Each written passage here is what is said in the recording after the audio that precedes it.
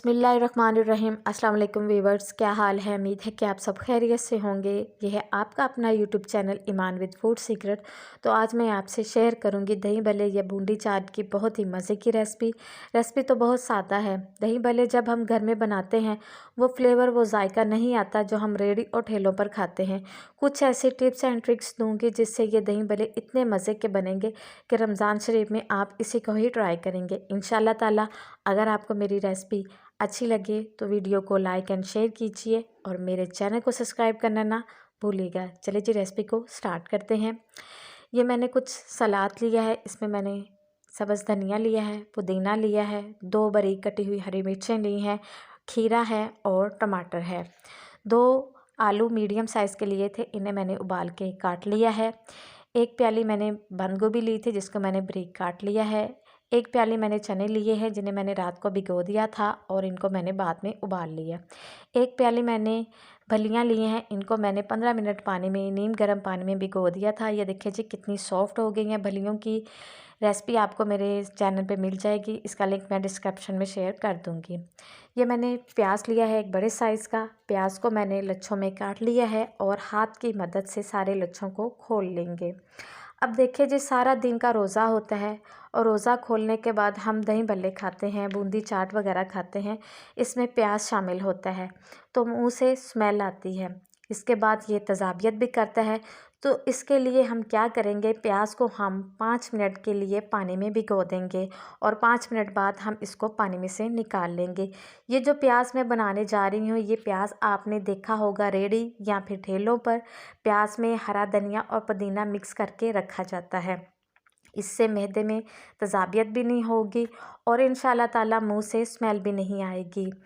बहुत ही सिंपल सी ये रेसिपी है। अब आपने एक प्लेट लेनी है, उसमें हमने फलियाँ शामिल कर देनी है और चने हम इसमें मिक्स करेंगे और आलू हम मिक्स कर देंगे। अगर आपको मेरी रेसिपी अच्छी लगे तो मेरे चैनल को सब्सक्राइब करना ना भूलिएगा और जिन्होंने पहले से मेरे चैनल को सब्सक्राइब किया हुआ है जी, उनका दिल से थैंक यू सो मच। इसको हम अच्छी तरह मिक्स करके रख लेते हैं। दही भल्ले या बूंदी चाट बनाने में जो हम ख़ास गलती करते हैं, आप लोगों ने इसको सर्व कैसे करना है। हम लोग क्या करते हैं कि सारी चीज़ों का मलीदा बना लेते हैं, सब चीज़ों को इकट्ठा डाल देते हैं, जिससे दही भल्ले जो हैं वो पानी छोड़ देते हैं और हमें वो रेड़ी या फिर ठेलों वाला टेस्ट नहीं मिलता। आपने क्या करना है, आपने एक प्लेट या बाउल बनाना है।